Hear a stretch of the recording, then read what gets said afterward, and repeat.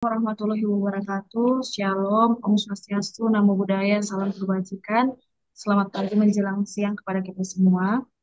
Selamat bergabung untuk Pak Tertanyung Bias, Universitas Satya Tiara Bhinneka, walaupun ini masih perwakilan prodi ya Pak ya. Selamat pagi menjelang siang juga untuk Pak Zain dari Center of Interfaith and Multicultural Studies, begitu juga kepada Pak Muhammad Irfan selaku dosen inklusivitas di Universitas Satya Tiara Bhinneka.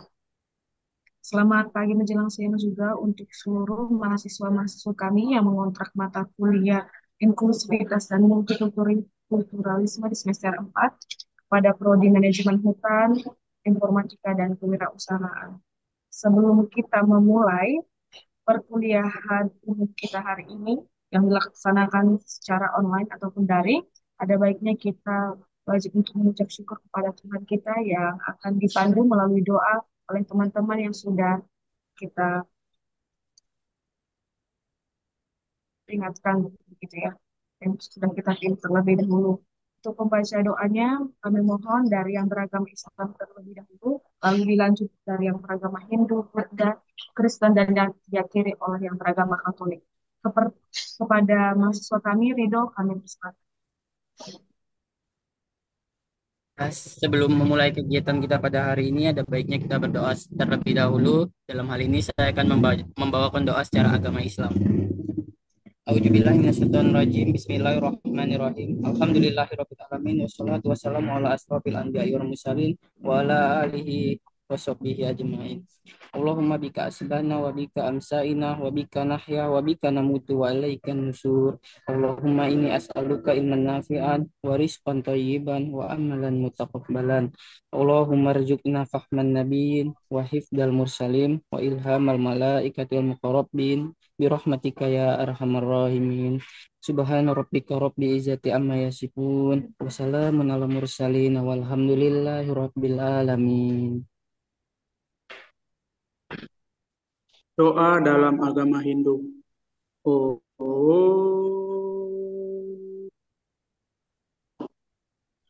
oh,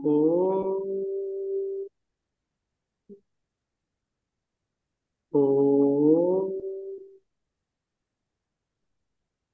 Om Bhurvaswa Tat Savitur Varenyam Bargo Devasya Dimahi Dhiyo Yona Prachodayat. Om Bhurvaswa Tat Savitur Varenyam Bargo Devasya Dimahi Dhiyo Yona Prachodayat.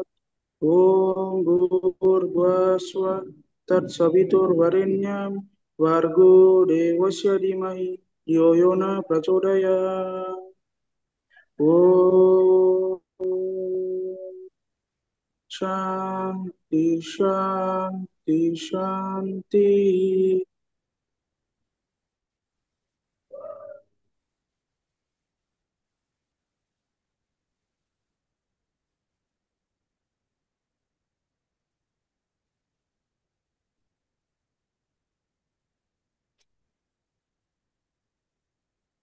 Silakan, Susmita.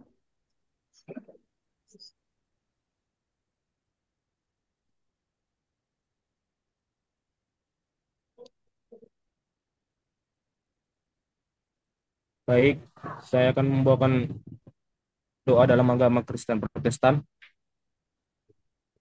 Bapa yang bertahta tinggi dalam kerajaan surga, kami mengucap syukur dan berterima kasih Bapa atas segala penyertaan-Mu dari malam tidur kami hingga pada pagi hari ini kami berkumpul untuk melakukan sesi Zoom inklusivitas ya Bapak. Bapak berkatilah kami di sini agar dapat mendengarkan paparan materi yang akan disampaikan pada hari ini ya Bapak.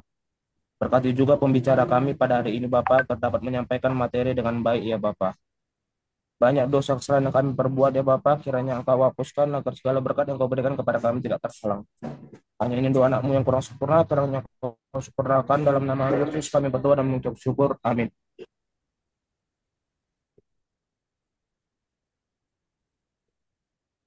Baik, saya akan membawakan doa dalam agama Katolik. Mari kita berdoa. Allah Bapa yang bertata tinggi dalam kerajaan surga, puji syukur ya Tuhan atas kehadirat-Mu pada pagi hari ini. Kami dapat berkumpul dengan keadaan sehat. Ya Tuhan, kami akan memulai pelajaran hari ini. Bukalah hati pintu pikiran kami agar dapat menerima pelajaran dari Bapak dan Ibu, Bapak dan Ibu kami. Ya Tuhan, kami tidak lupa dengan perbuatan dosa, hapuskanlah segala dosa-dosa kami agar jadi layak anak-anak-Mu. Begitu juga dengan kedua orang tua kami, ya Tuhan. Berilah mereka kesehatan, panjang umur dan tabah untuk mendidik anak-anaknya dengan baik. Begitu juga, itulah doa kami dalam dalam nama Yesus Kristus Tuhan kami dan mengucapkan syukur. Amin. Wah, iya. Berapa lah itu kalau minyaknya? Bisa aja Simpel nggak kemana lah ya. dua.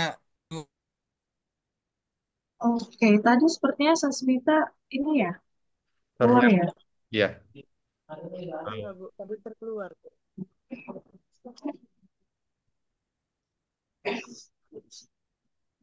Baik, silakan Susmita. Baik, saya akan membawakan doa dalam agama Buddha. Namo tassa bhagavato arahato sama sambuddhassa. Namo tassa bhagavato arahato sama sambuddhassa. Namo tassa bhagavato arahato sama sambuddhassa. Sadu, sadu, sadu.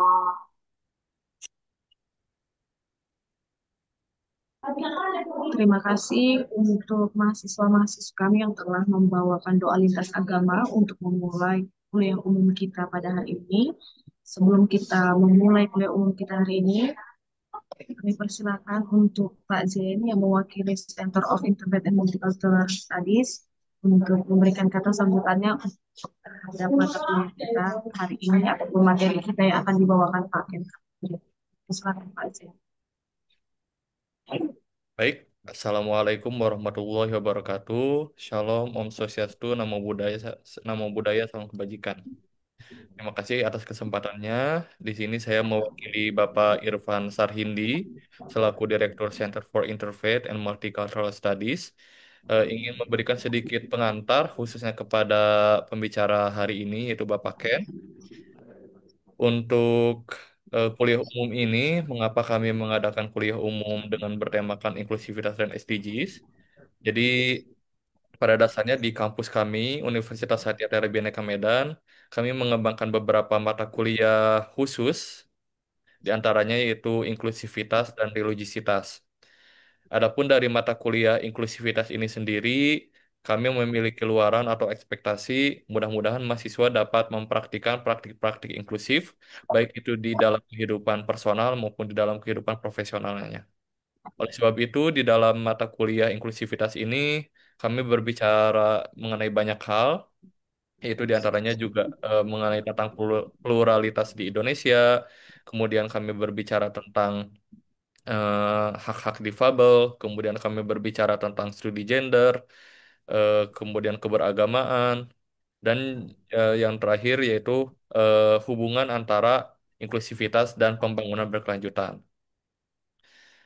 Nah, jadi di dalam hubungan antara di materi terakhir ini, di hubungan antara inklusivitas dan SDGs, kami berharap mahasiswa dapat melihat relevansi antara misi pembangunan berkelanjutan yang saat ini dicanangkan oleh PBB dengan inklusif. Jadi bagaimana pembangunan berkelanjutan itu tidak terlepas dari praktik-praktik inklusif.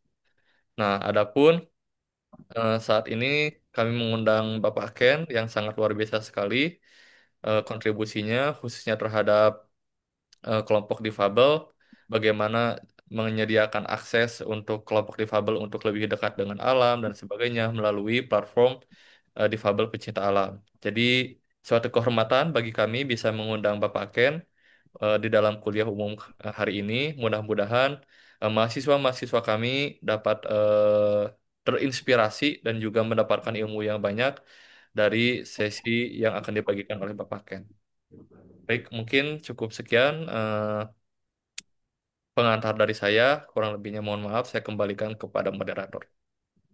Iya, terima kasih Pak Zen yang sudah memberikan pengantar sekaligus sudah sama-sama menyambut Pak Kertaning Tias begitu ya di dalam perkuliahan umum kita pada hari ini.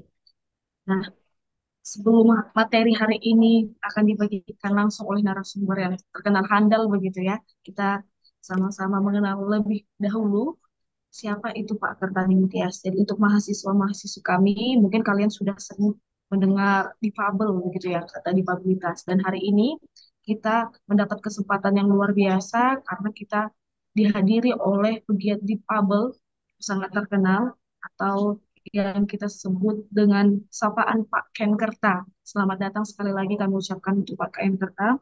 Pak Ken Kerta juga adalah seorang pembina Lingkar Sosial Indonesia atau Pelinsos. Nanti mahasiswa-mahasiswi yang sudah bergabung hari ini atau mungkin share kepada mahasiswa lain, boleh di googling. Pak Ken Kerta ini sudah banyak mengikuti pelatihan-pelatihan profesional terkait dengan eh, sosial, khususnya bergiat pada difabilitas begitu. Selain itu, Pak Ken Kerta juga sudah banyak menerima penghargaan. Salah satu penghargaan yang paling patut kita syukuri adalah penghargaan dari Australia Award yang diberi oleh pemerintah Australia pada tahun 2019 karena giat Linksos yang di dalam kepanjangannya tadi disebut dengan Lingkar Sosial Indonesia begitu. Jadi ada banyak nama baik yang telah ditorehkan oleh Pak Ken Kerta bersama teman-teman di Lingkar Sosial Indonesia yang patut kita apresiasi dan patut kita pelajari pula apa-apa saja giat mereka di dalam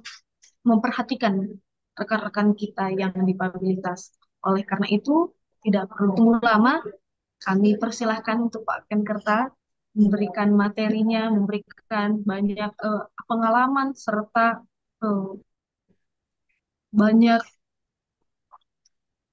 masukan ataupun apapun yang menjadi tantangan dan hal-hal yang sudah Bapak lakukan bersama rekan-rekan di Lingkar Sosial Indonesia. Kami persilahkan kepada Pak Kemper.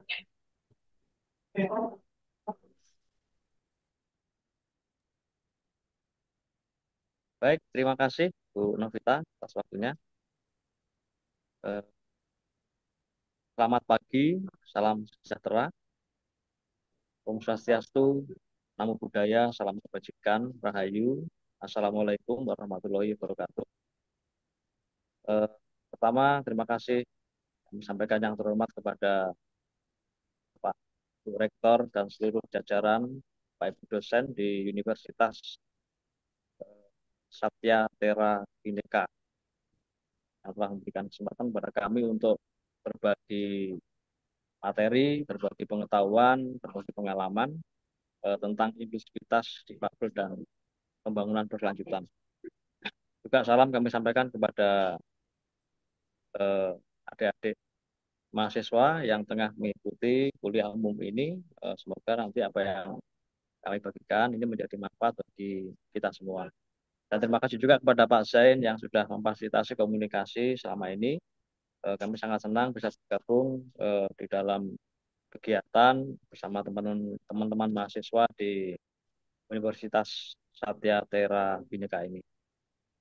Baik, hari ini eh, saya akan menyampaikan praktek-praktek baik tentang pembangunan inklusi, di mana ini nanti akan membahas tentang kegiatan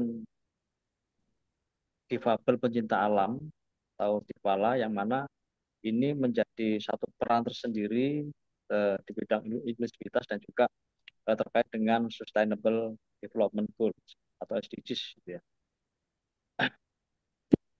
Dan salam kenal kembali untuk eh, seluruh mahasiswa, yang mana ini khususnya untuk teman-teman netra. Saya perkenalkan, saat ini saya sedang mengenakan eh, rompi warna hitam dan baju agak-agak hijau gitu ya, dan juga mengenakan ikat kepala atau udeng,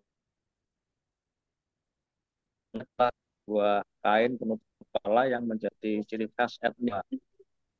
Jadi saya sangat menyukai ini, dan hari-hari baik di kantor, di rumah, di gunung, di rapat Zoom dan sebagainya, ini menjadi identitas saya. Baik, kita masuk dulu ke perkenalan tentang apa itu disabilitas. Ini di slide berikutnya, mohon bantu.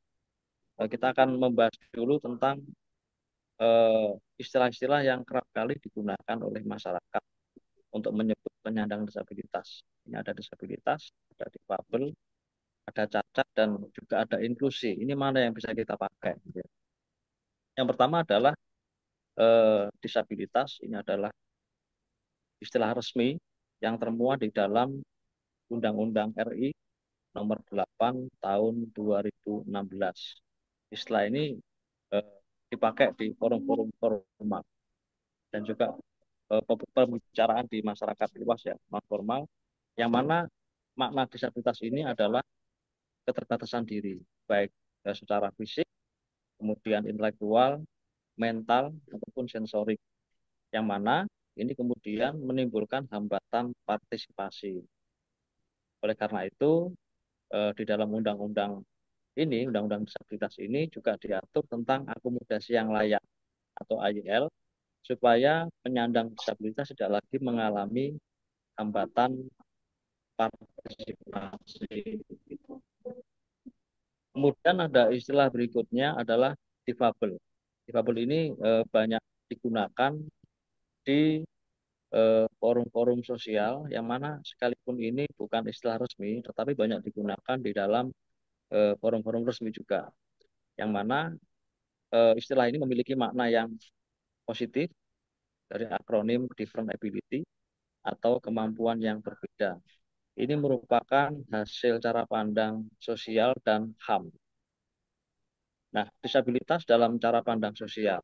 Ini misalnya ketika seorang mahasiswa kesulitan atau tidak bisa masuk ke ruang kelas karena ruang kelasnya itu bertangga atau berundak-undak. Ini sebabnya bukan karena seseorang itu menggunakan kursi roda, tapi karena lingkungan yang tidak menyediakan ramp bagi pengguna kursi roda itu. Itu cara pandang sosial. Nah, sedangkan cara pandang HAM itu adalah cara pandang di mana setiap orang tanpa terkecuali tidak boleh mengalami pengurangan kenikmatan atas hak-hak yang wajib ia terima setara dengan warga negara lainnya. Ini kemudian yang melahirkan sebutan different ability, kemampuan yang berbeda. Kita melihat seseorang berdasarkan kemampuannya, bukan berdasarkan keterbatasannya.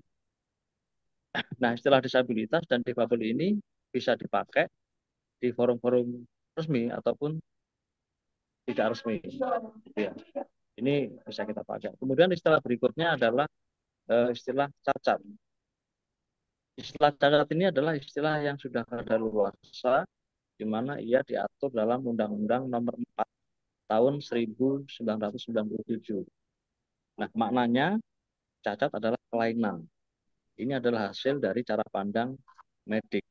Jadi cara pandang medik ini memandang disabilitas sebagai orang sakit, orang yang harus direhabilitasi.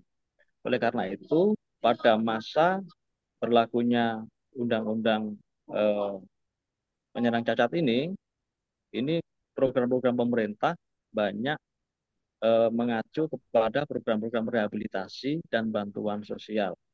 Ini berbeda dengan undang-undang yang terkini, yaitu Undang-Undang RI nomor 8 tahun 2016. Lalu ada lagi istilah yang kerap dipakai dan dianggap benar padahal tidak tepat adalah inklusi. Karena inklusi itu bukan berarti penyandang disabilitas. Inklusi adalah proses mengakui keragaman, menghormati perbedaan, serta menghilangkan hambatan. Nah, istilah inklusi ini banyak dipakai di sekolah-sekolah inklusi atau sekolah reguler yang menerima anak-anak disabilitas.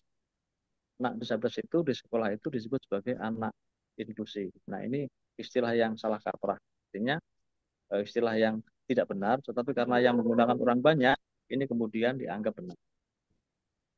Jadi istilah cacat dan istilah inklusi untuk disabilitas itu tidak relevan untuk saat ini. Nah, kemudian ada juga istilah-istilah yang mengandung konotasi negatif. Ini diksi perbandingan seperti sempurna, tidak sempurna, waras, tidak waras, kemudian sehat atau sakit. Penyandang disabilitas kerap kali disebut orang yang tidak sempurna. Sementara orang yang tidak mengalami disabilitas dianggap orang sempurna. Nah, ini juga tidak sesuai dengan amanah Undang-Undang RI nomor 8 tahun 2016. Masuk ke slide berikutnya. adalah tentang Difala itu sendiri. Jadi kaitan materi hari ini adalah bagaimana peran difabel pencinta alam di dalam pembangunan berkelanjutan. Jadi Difala itu adalah unit pemberdayaan disabilitas tingkat sosial Indonesia di bidang lingkungan hidup. Nah, kelompok ini memberikan kesempatan kepada teman-teman difabel untuk melakukan kegiatan alam seperti penghijauan dan pendakian gunung. Nah, kelompok ini merupakan kelompok disabilitas pendaki gunung pertama di Indonesia yang terstruktur dan tersistematis ya. Terstruktur itu artinya punya kepengurusan dari koordinator, kemudian bidang-bidang seperti penghijauan, bidang kurikulum dan sebagainya, serta sistematis itu memiliki kurikulum. Kalau struktur tadi memiliki kepengurusan gitu. Nah, kemudian historisnya itu Difala kami bentuk pada tahun 2020 sebagai respon terhadap bencana alam pandemi COVID-19. Nah, jadi ketika itu pada waktu pandemi itu teman-teman difabel kesulitan untuk mendapatkan vaksinasi dan juga mendapatkan informasi tentang COVID itu sendiri. Teman-teman difabel itu mendapatkan vaksinasi itu di sekitar pertengahan tahun 2021. Jadi ketika pandemi hampir usai. Kemudian juga ketika itu informasi COVID-19 tidak mudah dipahami oleh teman-teman tuli khususnya dan juga teman-teman dengan disabilitas intelektual. Sehingga kami di Pala ini kemudian melakukan kegiatan sosialisasi door to door dari rumah ke rumah untuk memberikan pemahaman kepada teman-teman disabilitas. Itu salah satu sejarah dan sebab bagaimana Difala ini dibentuk pada masa pandemi. Ini untuk menjawab kesenjangan yang terjadi ketika itu. Nah, kemudian terkait dengan SDGs, ini di slide berikutnya, bahwa SDGs menjadikan inklusivitas itu sebagai dasar dari 17 tujuan Sustainable Development Goals atau SDGs. Itu jadi seluruh amanah di SDGs itu dalam dokumen PBB itu mengamanahkan bahwa pembangunan harus menjangkau semua kelompok termasuk difabel. Nah, ini. Tapi khususnya terkait dengan Difala ini ada 3 tujuan penting yang menyangkut dengan kaitan kami adalah yaitu tujuan 10 mengurangi ketimpangan, tujuan 11 itu terkait dengan kota dan komunitas berkelanjutan, serta tujuan ke-13 adalah tentang penanganan perubahan iklim. Ini yang nanti kemudian menjadi praktek-praktek baik yang kami lakukan untuk mendukung adanya tujuan pembangunan berkelanjutan. Nah, amanah SDGs dalam dokumen PBB adalah bagaimana pembangunan itu harus menjangkau semua kelompok, termasuk difabel. Nah, namun bagaimana realitasnya? Ini ada di slide berikutnya. Yang pertama adalah masalah akurasi data disabilitas. Jadi kalau melihat data WHO tahun 2011 bahwa 15% penduduk dunia adalah difabel. Kemudian kalau PBS itu menyebut ada sekitar 22,9 juta difabel. Ini data nasional. Nah, data nasional ini didapatkan dari data daerah di tingkat provinsi, kemudian provinsi ada data dari kabupaten dan seterusnya sampai di tingkat desa. Kan tetapi kami mencatat bahwa sudah terjadi ketimpangan data sejak di 3 desa. Jadi ada satu contoh kasus di Desa Bedali, Kecamatan Lawang, Kabupaten Malang, itu data awal pada tahun 2020 adalah difabelnya berjumlah 9 orang. Begitu. Dengan ragam disabilitas mental, atau orang dengan gangguan jiwa. Ketika itu disebut oleh Puskesmas ya, karena Puskesmas memiliki program kesehatan jiwa. Belum ada data terkait dengan ragam difabel lainnya.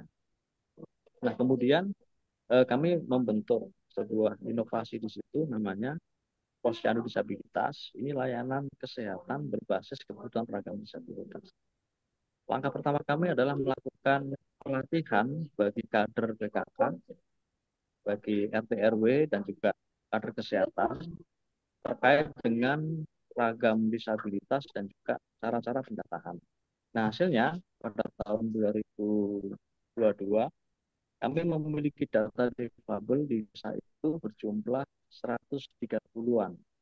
Artinya dari 9 disabilitas meningkat menjadi 130-an. Ini adalah angka ketimpangan yang penting atau signifikan.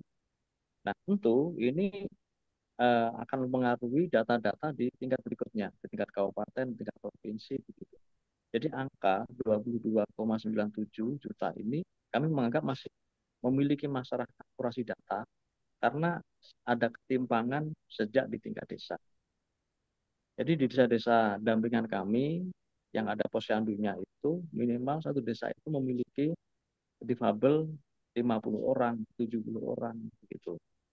Sebelum kita dampingi, ya menunjukkan angka 10 atau 20 sudah sangat bagus. Itu ketimpangan data yang terjadi sejak di desa. Kemudian realitas lainnya adalah minimnya perlindungan. Nah, Undang-Undang RI nomor 8 tahun 2016 itu menjamin hak disabilitas, tetapi implementasi di lapangan ini masih membutuhkan dorongan dan dukungan. Ini sebagai contoh adalah amanah terkait dengan adanya unit layanan disabilitas atau ULD. ULD ini dalam Undang-Undang Disabilitas diamanahkan harus ada di Dinas Tenaga Kerja, di perguruan tinggi, dan juga di rumah tahanan. Tetapi prakteknya sejak tahun 2016 sampai hari ini masih sedikit dinas ataupun kampus dan juga rumah tahanan yang memiliki unit layanan disabilitas. Ini undang-undang sudah mengamanahkan, tapi belum diatur bagaimana memberikan sanksi bagi yang tidak melaksanakan. Ini juga sebuah realitas bagaimana SDGs itu belum bisa diterapkan dengan baik, gitu ya. Karena adalah kendala terkait dengan penegakan regulasi. Kemudian yang ketiga adalah minimnya pelibatan. Jadi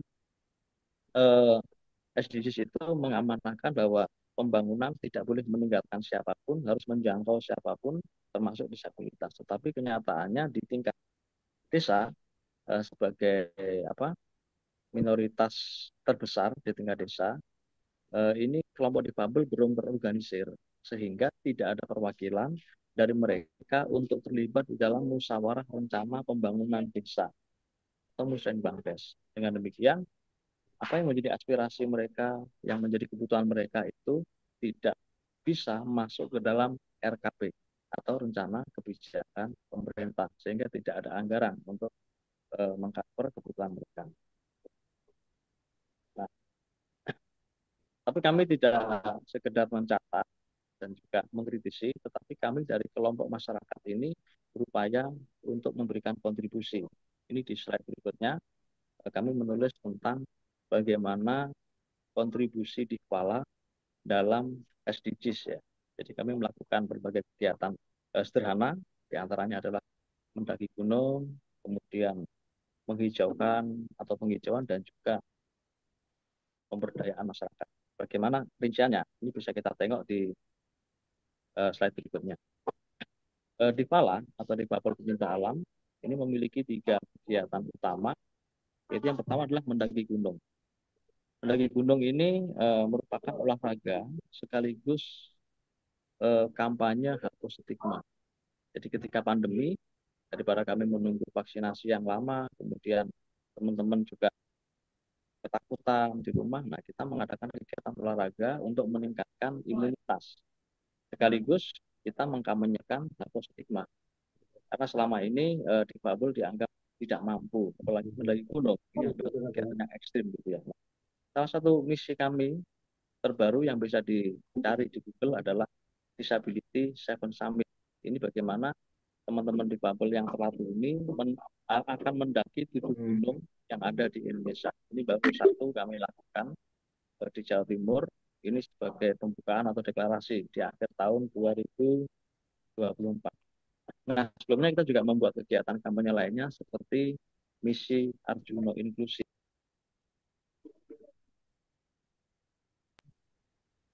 2021. Gitu. Ini tujuannya untuk mengurangi ketimpangan jika kita kaitkan dengan SDGs itu. Nah, kemudian kegiatan lainnya adalah menghijaukan atau terkait dengan penghijauan. Nah, penghijauan gunung ini sebagai salah satu upaya untuk melakukan restorasi lingkungan. Nah, ini ada satu aktivitas yang kami lakukan. Ini kita sebut namanya dengan visible impact. Ini adalah bagaimana teman-teman di Pala ini satu orang wajib menanam satu pohon.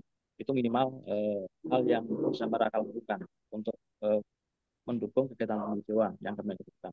Nah, ini terkait dengan SDGs tujuan ke-13, yaitu bagaimana penanganan perubahan iklim. Ini upaya-upaya kami untuk mendukung adanya pembangunan berlanjutan. Nah, ketiga adalah memberdayakan. Ini adalah salah satu upaya pemberdayaan yang kita lakukan di sekitar gunung. Jadi di Pala ini bukan hanya mendaki saja, tapi juga melakukan penghijauan dan juga melakukan pemberdayaan masyarakat di sekitar gunung. Nah, di sekitar gunung kami membangun layanan posyandu disabilitas dan juga desa inklusi. Ini jika terkait dengan SDGs, ini adalah upaya untuk mendukung kota dan komunitas berkelanjutan. Itu hal yang terkait dengan kegiatan di Pala yang kami upayakan untuk bisa mendukung pembangunan berkelanjutan. Di slide berikutnya, kami menyebut diri sebagai gerakan inklusi di akar rumput. Jadi di Pala ini lahir di Malang, di Kabupaten Malang, di Jawa Timur. Ini sudah meluas keanggotaannya di beberapa provinsi di Indonesia. Ada 11 provinsi ya di Indonesia yang kita anggotanya dari sana. Sekarang sudah beranggotakan lebih dari 71 anggota dari berbagai wilayah Indonesia, yang mana mereka jauh-jauh datang dari Aceh, dari NTT, dari Jakarta, dari Kalimantan, dari Sulawesi, itu hanya untuk mendaki gunung karena memang tidak ada wadah di sana untuk memfasilitasi mereka. Nah, keanggotaan kami inklusif karena lebih dari 50% itu adalah teman-teman disabilitas dan 47,9% adalah anggota dari non-disabilitas. Terus berikutnya, di slide berikutnya, sebagai bentuk keberlanjutan dari kegiatan kami mengkader anak-anak muda. Jadi ini hal yang sangat menggembirakan karena 41% lebih anggota kami itu didominasi oleh orang usia 26 hingga 35 tahun. Ini juga seperempat dari anggota kami juga berusia 12 sampai 25 tahun. Kalau di foto, di slide ini, fotonya adalah foto pramuka, karena memang salah satu materi di Pala, jadi kita ada kurikulum itu ada empat tingkatan. Pertama tingkat AGNI, itu tingkat dasar, kemudian tingkat 2 itu tingkat bakti, tingkat bakti itu salah satu materinya adalah pramuka. Jadi kami memiliki gudeg teritorial. Jadi gudeg itu biasanya ada di sekolah, tapi di sini di Malang ini ada gudeg yang berada di dalam naungan organisasi penyandang disabilitas. Terkait dengan hal ini, anak-anak muda ini juga berpotensi menjadi kader-kader kami di masa depan. Jadi 15 pengurus inti Linksos, itu 14 orangnya adalah dari anggota di Pala. Ini kami memanfaatkan tenaga-tenaga muda, sumber daya muda untuk keberlanjutan organisasi yang tentu juga untuk keberlanjutan pembangunan inklusi di Indonesia. Kan tetapi kami berkembang itu juga tidak mudah. Kami mengalami berbagai tantangan, di mana kepala ini memiliki berbagai tantangan. Setidaknya ada 3 tantangan yang kami hadapi. Yang pertama adalah infrastruktur dan alat bantu yang minim. Karena kalau kita bicara tentang infrastruktur, tentang gunung, ya mana ada yang ramah disabilitas, kecuali itu di rombak besar-besaran. Tapi kita tidak menggunakan itu. Dan juga minim alat bantu. minim alat bantu, bagaimana teman-teman difabel itu memiliki alat bantu yang aman dan layak untuk mendaki gunung. Terus kemudian kurangnya kesempatan berlatih. Ini juga juga menjadi tantangan kami karena memang belum ada kelompok pecinta alam yang mewadahi secara penuh teman-teman disabilitas. Karena teman-teman difabel ini dianggap beban. Jadi kalau ada disabilitas yang gabung ke Difala, ke pecinta alam ini mereka ada ragu-ragu gitu. Tapi ada juga kelompok pecinta alam yang memiliki anggota penyandang disabilitas. Kemudian juga lingkungan ini juga menjadi hambatan karena ada misalnya teman difabel yang ingin mendaki gunung tapi dilarang sama keluarganya. Mungkin dulu ada kejadian ketika kita ada salah satu anggota mencari keterangan sehat di puskesmas, ini ditolak karena tanpa alasan yang jelas gitu ya. Karena dianggap netra itu dianggap berbahaya mendaki gunung sehingga tidak diberikan surat keterangan sehat. Ini juga masalah-masalah yang dihadapi di Pala ketika itu. Nah, bagaimana solusinya? Ini di slide berikutnya. Hambatan-hambatan yang kami alami dalam kegiatan Difala, Difabel Pencinta Alam, ini tidak menjadikan kami berhenti, tetapi kami mencoba membuat solusinya dan akhirnya menjadi baik terkait dengan infrastruktur yang tidak akses bagi teman-teman difabel, dan itu memang alam yang nggak bisa kita ubah. Kalau kita ubah justru merusak alam, kayak gunung, air terjun, pantai gitu kan. Langkah kita adalah melatih diri dan meningkatkan adaptasi. Yang pertama, di teman-teman itu kita latih kegiatan mendaki gunung, kegiatan fisik, kegiatan mental itu kita latih secara rutin. Di sebuah gunung kita membuat sekolah alam di situ. Nah, kemudian ada solusi lain adalah dengan berkoordinasi dengan pengelola wisata alam. Contohnya di posko pendakian Gunung Kawi itu kami koordinasi sebelum melakukan pendakian, itu mereka kemudian mencoba memperbaiki trek-trek yang licin. Itu dicangkul dikit-dikit biar nggak licin. Kemudian juga ditambah tali temali untuk pengamanan anggota Difala yang mendaki gunung. Ini upaya kami untuk mengatasi masalah infrastruktur. Kemudian terkait dengan hambatan minimnya kesempatan karena memang belum ada komunitas yang khusus menangani masalah difabel di alam luas, itu kami mendirikan sekolah alam, namanya Sekolah Alam Difabel Pecinta Alam atau Difala. Nah, ini sebuah kegiatan yang memberikan kesempatan teman-teman untuk belajar, teman-teman difabel dari ragam disabilitas apapun, dengan kemampuan apapun itu kita fasilitasi untuk belajar di sekolah ini, yang kemudian melahirkan para pendaki. Yang ketiga adalah untuk mengatasi stigma lingkungan, kita mengadakan kampanye-kampanye yang melibatkan masyarakat luas. Jadi ketika ada beberapa kelompok yang menuntut pelibatan difabel di dalam kegiatannya, kami justru kebalik. Di sini kami justru kelompok difabel ini melibatkan non-disabilitas dalam berbagai kegiatan. Termasuk di tingkat nasional, kami melibatkan KND. KND itu adalah Komisi Nasional Disabilitas. Ini sebuah lembaga independen yang berada langsung di bawah Presiden, seperti Komnas HAM, Komnas Perempuan. Ada kegiatan-kegiatan publik yang kita lakukan, diantaranya adalah Misi Arjuna Inklusi, itu tahun 2021, di mana kita mengajak mitra-mitra kami, baik pemerintah ataupun swasta, untuk mendaki gunung. Kemudian Jambore Nasional Difala, ini melibatkan teman-teman aktivis pendaki nasional, aktivis disabilitas nasional untuk menjajal mendaki gunung di Malang gitu, tahun 2023.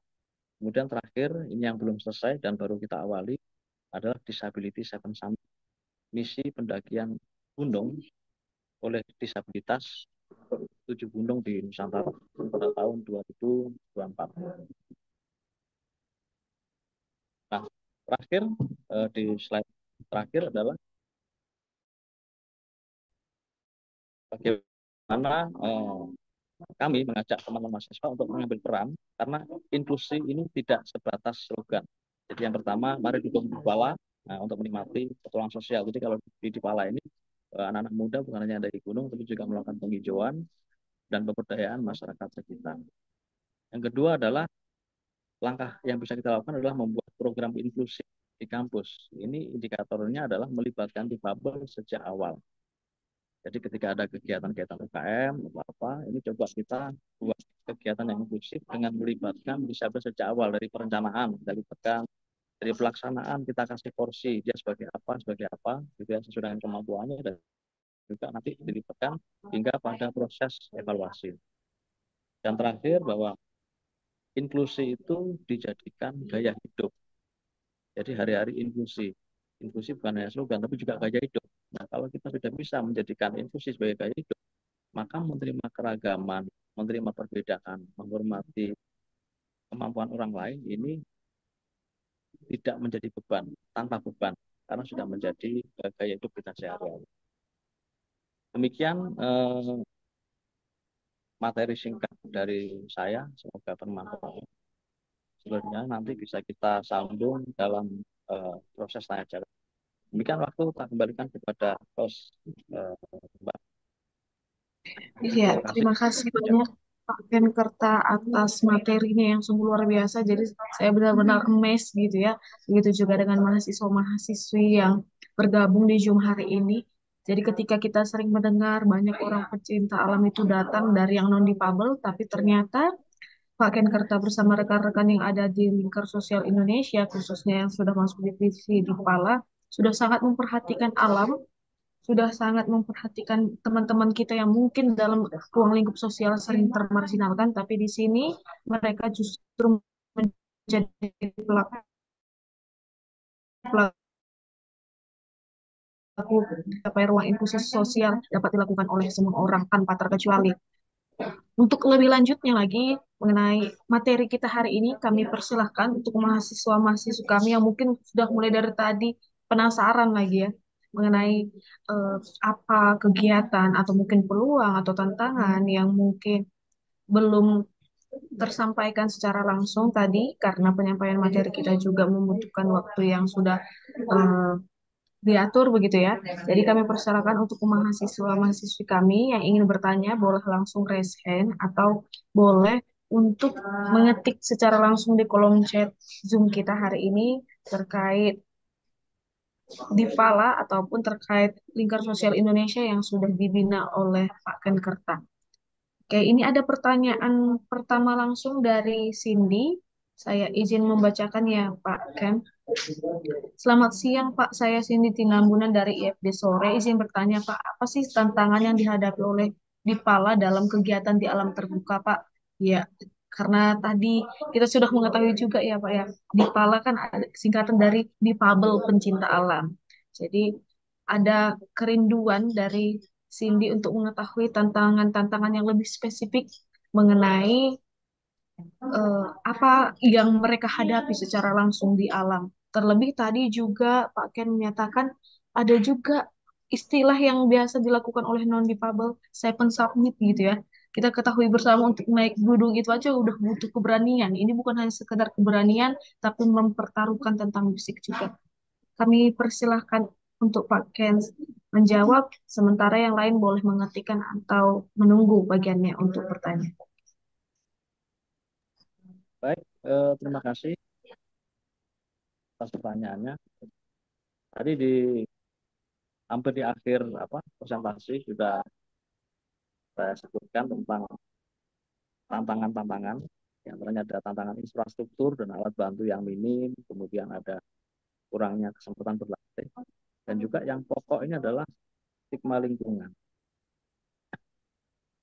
Lingkungan ini adalah bagaimana lingkungan ini menganggap disabilitas ini sebagai orang yang tidak mampu, ya kan, dan beresiko untuk melakukan pendakian gunung. Misalnya untuk teman-teman dengan hambatan penglihatan atau disabilitas netra, melihat saja nggak bisa, bagaimana mau mendaki gunung? Itu misalnya seperti itu pertanyaannya. Makanya dulu pernah kami ketika minta surat keterangan sehat di rumah sakit mendaki gunung nggak dikasih, di puskesmas ya nggak dikasih. Tapi setelah kita edukasi, karena dari dinas kesehatan dan juga dari puskesmas sering kita kirimi video-video pendakian, mereka terbuka wawasan. Juga misalnya kayak teman disabilitas mental akibat epilepsi. Epilepsi itu mitosnya adalah nggak boleh dekat dengan air, nggak boleh dekat dengan api. Tetapi itu tidak mungkin kita lakukan ketika kita di gunung, karena api dan air adalah sumber kehidupan di sana. Bagaimana kita bisa bertahan hidup? Gitu. Tapi prakteknya anggota kami yang mengalami epilepsi karena mendaki gunung itu akhirnya selama 4 tahun ini sudah tidak lagi kambuh. Gitu. Jadi ada proses-proses penyembuhan alami ketika kita kembali ke alam. Ini pengalaman-pengalaman yang dialami oleh teman-teman disabilitas. Terus juga bagaimana teman-teman tuli mendaki gunung ini juga menjadi tantangan. Karena mereka memiliki sistem atau cara komunikasi yang berbeda. Nah, oleh karena itu kita menjawabnya dengan setiap pendaki gunung, anggota Difala ini wajib belajar tentang bahasa isyarat. Jadi itu tantangan-tantangan yang ada di pendakian gunung. Tapi yang paling pokok tadi adalah bagaimana stigma lingkungan itu menghambat kegiatan teman-teman disabilitas. Gitu.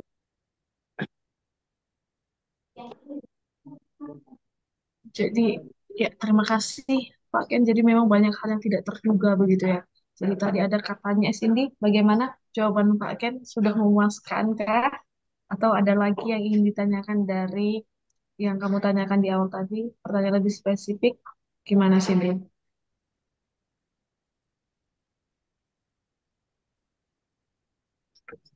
Mana Cindy-nya aman? Sudah jelas sih. Iya, jadi tadi seperti suatu mukjizat begitu ya. Ada yang dulu sering kambuh epilepsinya. Di dalam masyarakat umum juga sering berkata demikian, Pak Ken.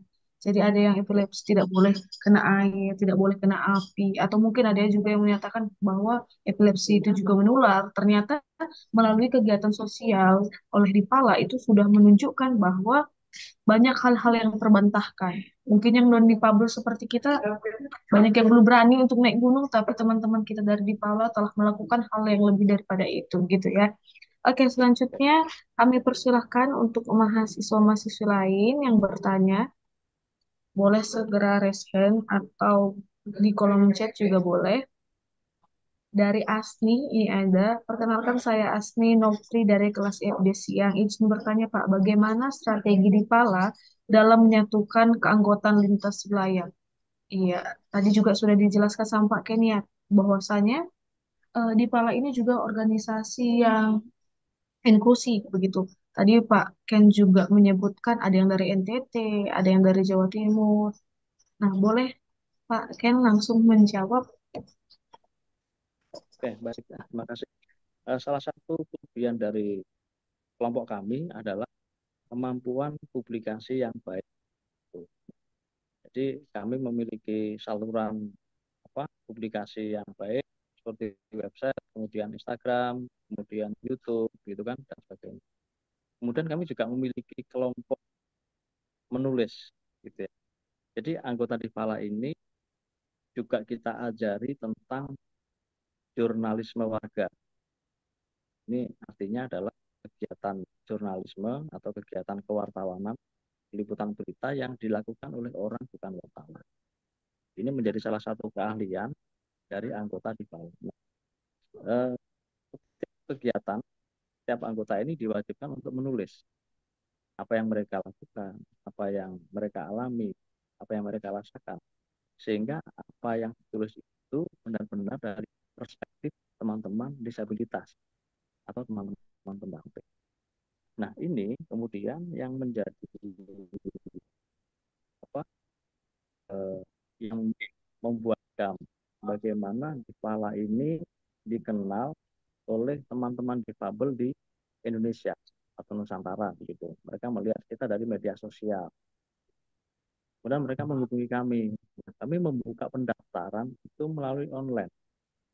Siapa yang mau mendaftar, nanti daftar lewat online.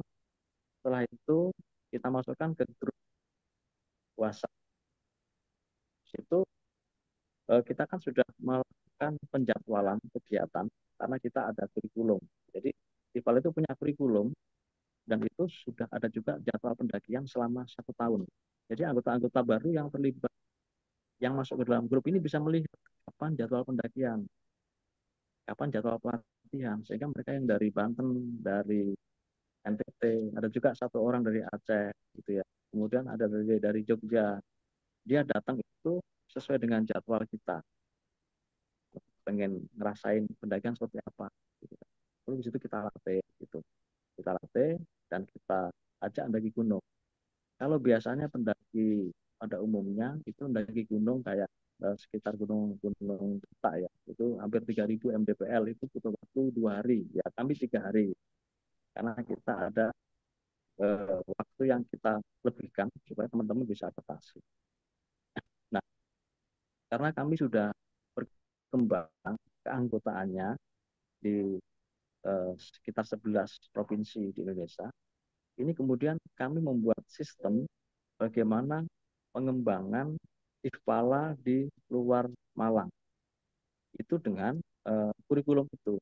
Jadi mereka yang ingin membuka IFPALA itu mereka harus pelatih dulu di Malang untuk belajar tentang kepelatihan. Itu selain dia memang kurikulum. Terus selesai untuk kurikulum itu. Tapi ketika dia sudah mendapatkan diklat organisasi, diklat kepelatihan, nanti dia bisa membuka cabang yang di luar Malang. Karena kalau selalu dari Kalimantan, dari Sulawesi harus datang ke Malang untuk dari gunung, habis duit berapa kan gitu. Nah, lebih baik membuat sendiri di sana, nanti panduannya berdasarkan kurikulum yang sudah kita sepakati. Nah, saat ini masih sedang diproses untuk membuat Dikpala itu di Kalimantan Timur. Karena baru 1 anggota, teman netra di sana yang ingin membuat kegiatan di sana. Selebihnya belum ada. Jadi baru ada di Malang, kemudian baru berproses di Kalimantan Timur. Begitu informasi depan kami. Oke, baik Pak Ken. Bagaimana Asni?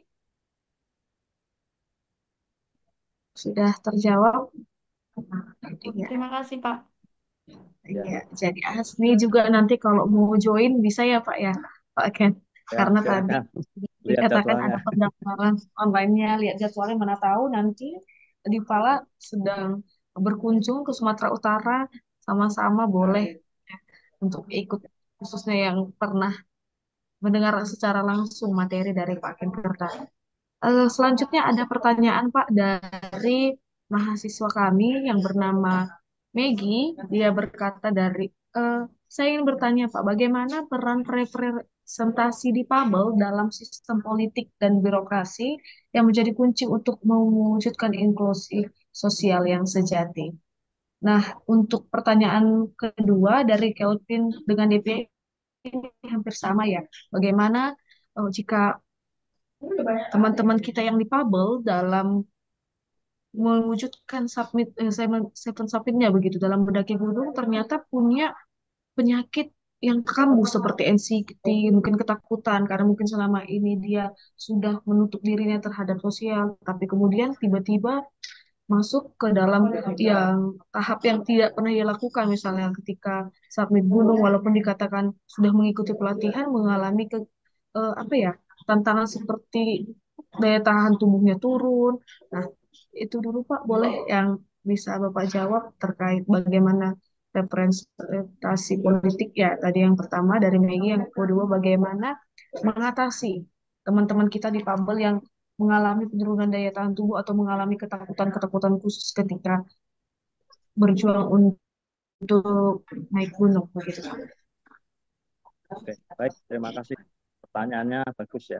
Bagus ya. Jadi yang pertama adalah bagaimana peran representasi difabel dalam sistem politik dan birokrasi ya, yang menjadi kunci inklusi sosial. Jadi tadi di depan sudah disebut kita punya 3 kegiatan utama, yaitu mendaki, menghijaukan, dan juga memberdayakan. Nah, memberdayakan ini menjadi kunci bagaimana kita bisa mendorong teman-teman difabel itu masuk ke dalam sistem politik dan birokrasi. Jadi di setiap desa, dampingan kami di sekitar gunung itu, kami bentuk kelompok-kelompok disabilitas. Nah, kelompok-kelompok disabilitas itu mendapatkan legalitas atau SK dari kepala desa.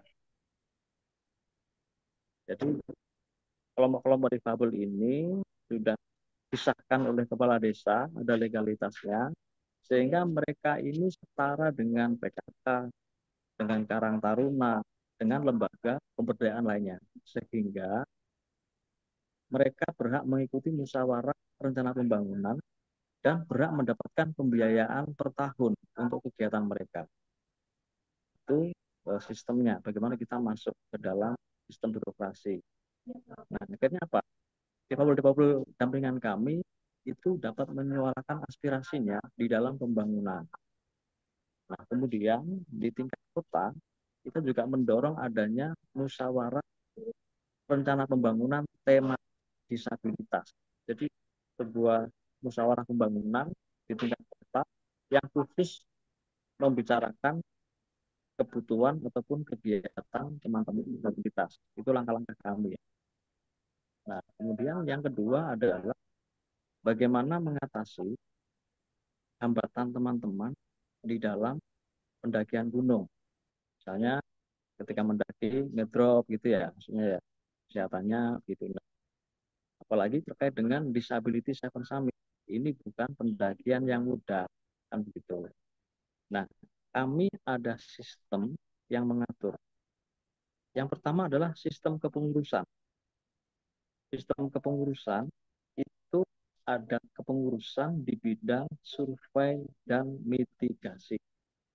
Nah, jadi gunung yang akan kita tuju itu kita sudah survei dulu.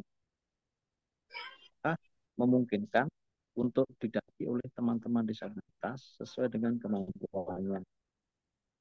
Terus kemudian itu juga kita petakan, misalnya ketinggian berapa, suhunya berapa, kemiringannya berapa, gitu. Terus risiko-risikonya apa? Nah, risiko-risikonya itu kemudian kita jawab dalam rencana mitigasi, rencana pengurangan risiko. Nah, ini yang menyebabkan sejak tahun 2020 hingga 2025 ini kami belum pernah mengalami insiden kecelakaan ataupun hal-hal negatif yang dialami oleh teman-teman disabilitas. Ini misalnya tadi terkait dengan kalau nggak salah teman-teman bagaimana ketika mereka mengatasi ketika ngedrop gitu ya. Nah, ini saya ambil contoh adalah teman dengan epilepsi atau teman dengan disabilitas psikososial atau gangguan jiwa. Nah, itu selain mereka sudah terlatih ya melalui tahapan-tahapan kurikulum, itu kami juga menyiapkan mitigasi. Apa mitigasinya? Mitigasinya adalah satu, pendamping yang cakap. Mereka mengetahui tentang ragam disabilitas dan konsekuensinya. Jadi mereka tahu bagaimana menghadapi teman dengan hambatan penglihatan, bagaimana memandu teman dengan hambatan kejiwaan. Kemudian kita juga memastikan pengaturan waktu secara tepat. Kapan harus berhenti untuk makan siang, harus sarapan, kapan harus minum obat. Karena mereka juga harus bawa obat kalau sesuai prosedur dokter gitu ya. Kemudian juga ada beberapa SOP, misalnya tidak boleh diadakan pendakian malam hari. Maksimal jam 4 tenda harus berdiri. Jadi begitu ya. Jadi untuk mengatasi semua hambatan dan risiko-risiko dalam Bifala, kami menerapkan multi mitigasi. Itu pengurangan risiko berlapis yang berbeda dengan organisasi pendaki gunung lainnya. Itu jawaban.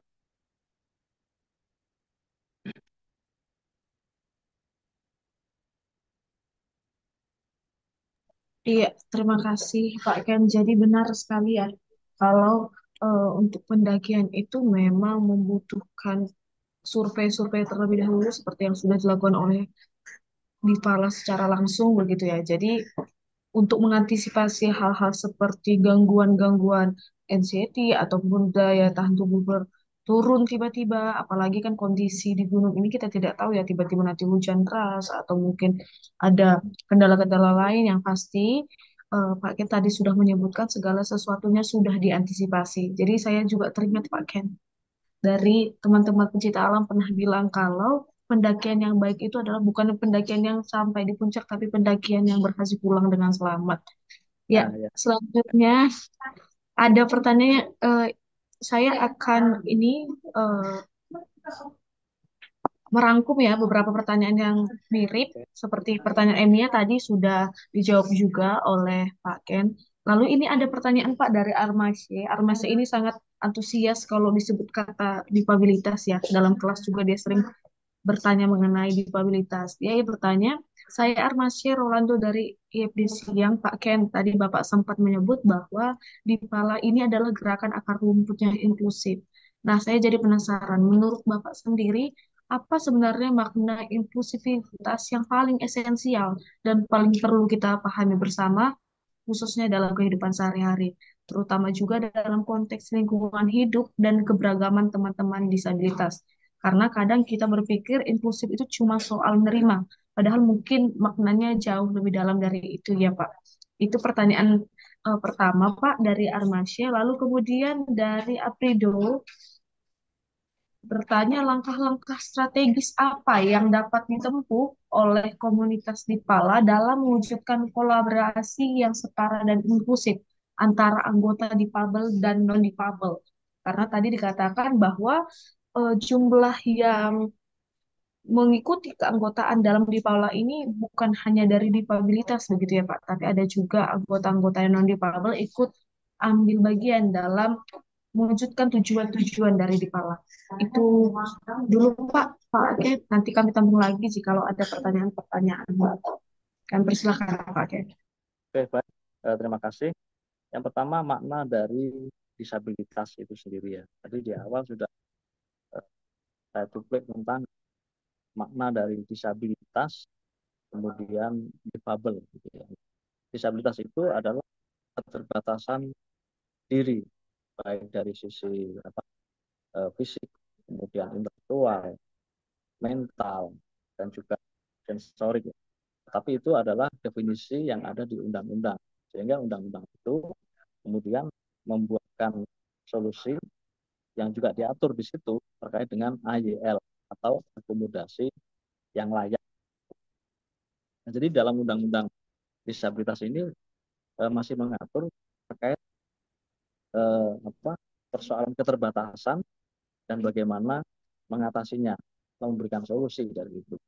Namun kami sebagai penggerak sosial, penggerak inklusi, berpikir lebih dari itu, bahwa kami melihat disabilitas itu bukan dari sisi keterbatasannya, tetapi karena kemampuan yang berbeda.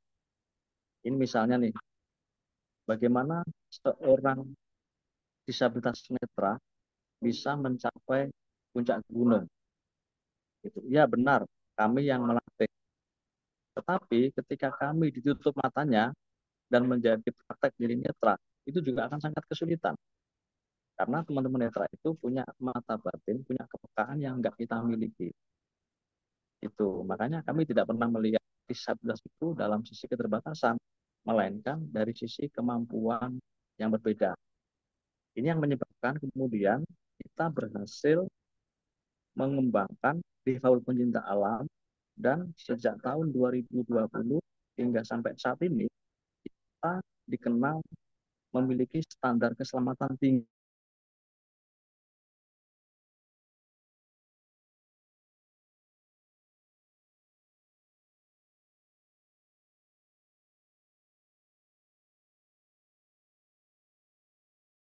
non difabel, tapi juga bisa kita capai juga gitu dengan selamat, meski dengan waktu yang berbeda. Gitu. Itu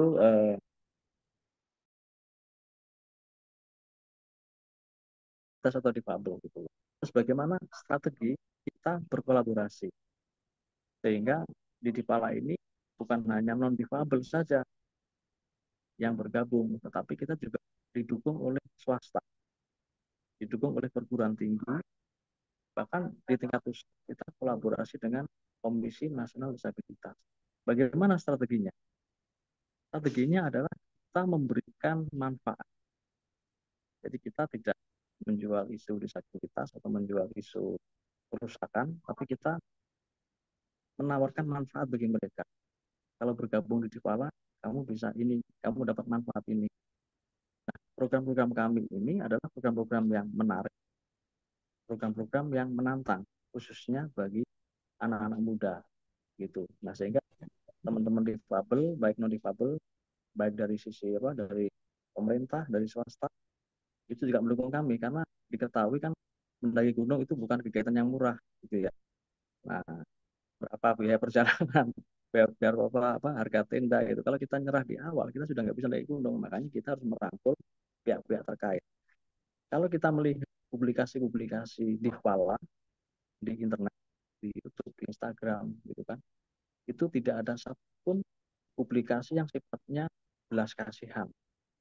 Tetapi publikasinya adalah bagaimana kita memiliki kekuatan, memiliki kemampuan, dan memiliki program-program menarik dan jangka panjang yang itu bisa didukung oleh banyak pihak. Gitu, itu strategi kami. Iya, luar biasa ya, Pak. Apa yang telah dilakukan oleh Dipala. Dan terakhir ini, Pak, ada dua pertanyaan terakhir. Sebut karena waktu kita juga terbatas ya. Jadi pertanyaan terakhir mungkin ini dari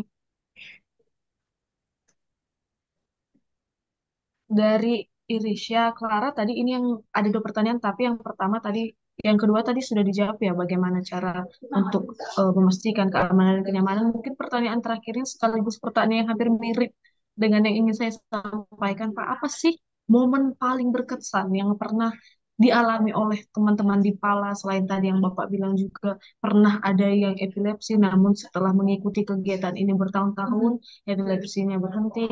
Lalu kemudian dari Abrian Hiskia Siregar.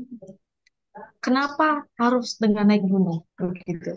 Kenapa harus memilih naik gunung untuk mewujudkan pengaplikasian dalam mencapai SDGs ataupun dalam menjalankan tujuan-tujuan dari Dipala. Kenapa harus gunung? Gitu? Bagaimana kegiatan seperti ini bisa membantu mengubah cara pandang masyarakat terhadap disabilitas?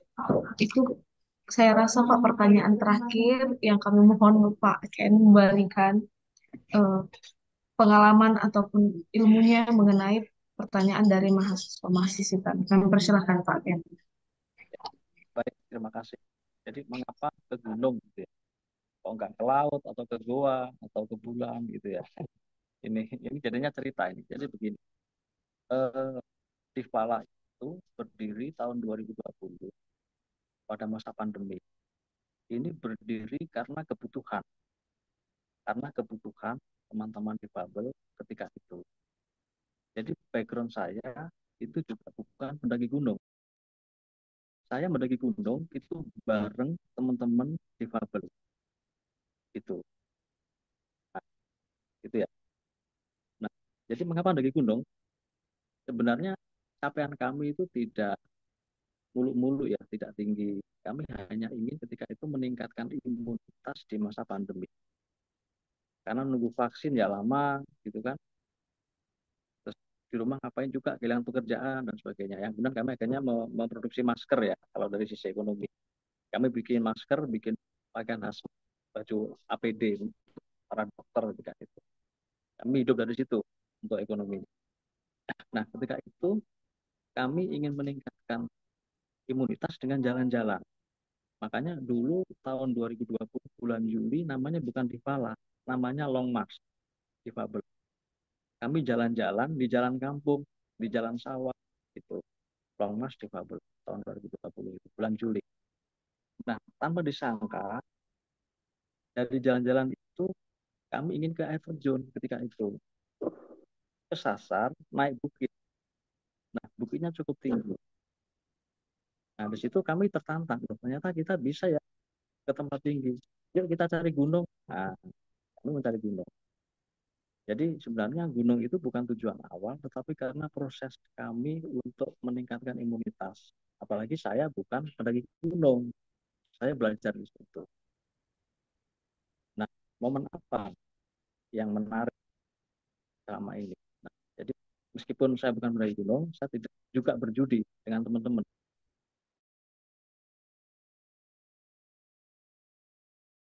Adu keselamatan tidak, tapi kami pasti mengajak para pemandu lokal. Pemandu lokal itu kita ajak untuk menunjukkan titik awal dan sampai puncak, kemudian turun kembali itu kita pasti didampingi oleh pendaki lokal. Itu zaman dulu ketika kami belum punya kurikulum. Gitu. Nah, kami dari gunung dengan pemandu. Di situ kan ada berbagai teman disabilitas, ada yang disabilitas netra, itu ada 3. Ada yang cowok 2, cewek 1, ada yang tuli, ada yang disabilitas fisik. Nah, yang fisik ini mengalami fungsi gerak separuh. Yang separuh itu bisa bergerak utuh, yang separuh itu lemah. Gitu. Nah, ketika itu mendaki Gunung Buta, ini di mendekati puncaknya itu ada tebing-tebing batu. Jadi di situ kami menganggap bukan lagi mendaki, tetapi memanjat di situ. Nah, para pendamping ketika itu sudah down, mentalnya sudah turun para pendamping ini. Mereka bilang ke saya, Pak Ken, kita turun saja, ini kayaknya berbahaya. Saya tidak mau mengambil keputusan sendiri, saya kemudian mencoba naik ke atas di batu yang tertinggi itu. Lalu saya bertanya ke teman-teman difabel, teman-teman, kita akan berhenti sampai di sini atau kita akan lanjut? Gitu. Nah, jawaban teman-teman adalah lanjut begitu. Karena saya salah bertanya. Yang paling keras bilang lanjut adalah teman-teman netra yang dia tidak melihat seperti apa ekstrimnya situasi itu. Nah, dijawab lanjut gitu. Terus saya berpikir teman tadi yang disabilitas fisik yang separuh fungsi tadi, saya berpikir ini yang paling beresiko adalah sebutlah namanya si A gitu ya. Si A ini paling beresiko ini untuk naik. Begitu saya berhenti berpikir begitu, selesai berpikir begitu, dia muncul dari balik batu. Loh, ini bisa dia sampai ke sini. Berarti kita semua mampu. Yaudah ayo berangkat kita naik. Itu pengalaman tahun 2020 ketika kita menjajal untuk mendaki Gunung Bukit. Nah, mari teman-teman setia Tera Tera Bhinneka ini dalam mau ke Malang, jadi kita mendaki Gunung Buta.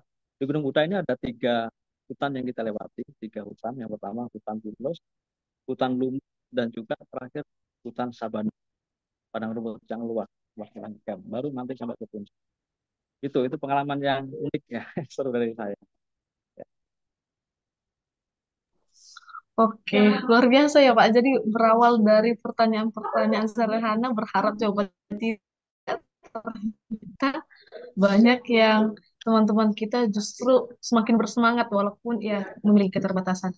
Ya, mahasiswa-mahasiswa kami yang telah bertanya ataupun masih menyimpan pertanyaan, mungkin nanti untuk selanjutnya kami boleh keep pertanyaan-pertanyaannya dan nanti di lain kesempatan atau kita boleh langsung tanyakan di sosial medianya di Pala sendiri ada ya Pak ya tadi ya. Ada di Kalau Pala. nanti, oke.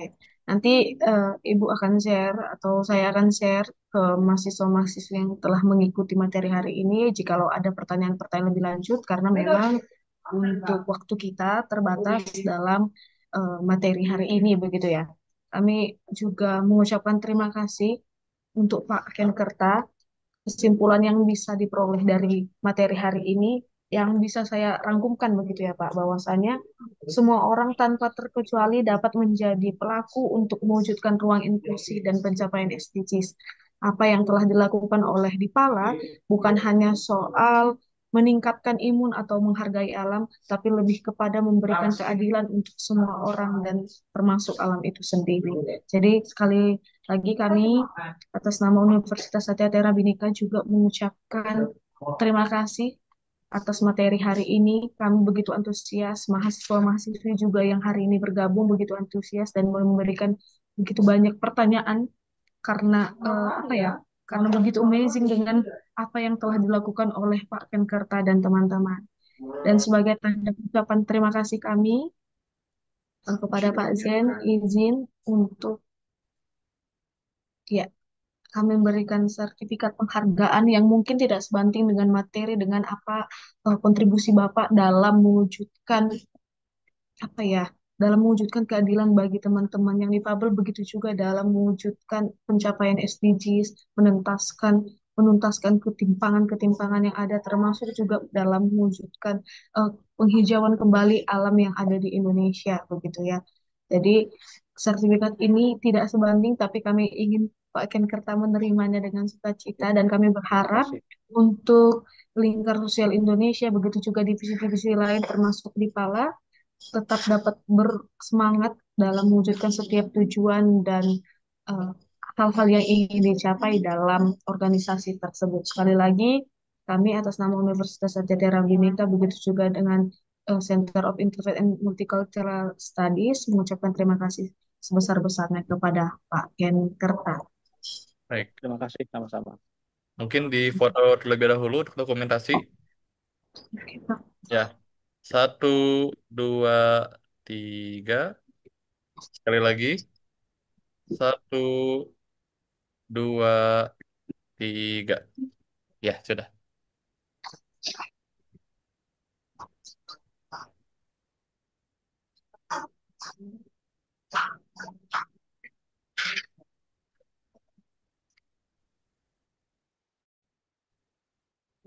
Baik, terima kasih. Izin keluar. Baik, baik, Pak. Terima kasih, Pak. Sekali lagi, sampai jumpa di lain kesempatan dan semoga boleh bertemu Ya, segera ya. mungkin. Terima kasih, Ini Pak. di foto Sama-sama. bersama terlebih dahulu. Oke, Oke. iya. Oke. Baik, foto bersama, hitungan dari saya, 1, 2, 3. Sekali lagi, 1, 2, 3. Oke,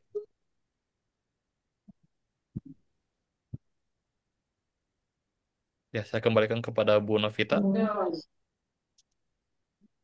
Ya, terima kasih, Pak Ken. Jika ada kegiatan selanjutnya yang mau dijalankan, sudah boleh lip ini ya, Pak. Baik, terima kasih Pak Ken. Zoom-nya. Ya, Terima kolaborasi. kasih, Pak. Salam teman-teman di Ya, Lingkar ya, Sosial terima Indonesia kasih. dan di Palo, Pak. Ya, terima kasih Pak Ken. Oke. Di rumah mati.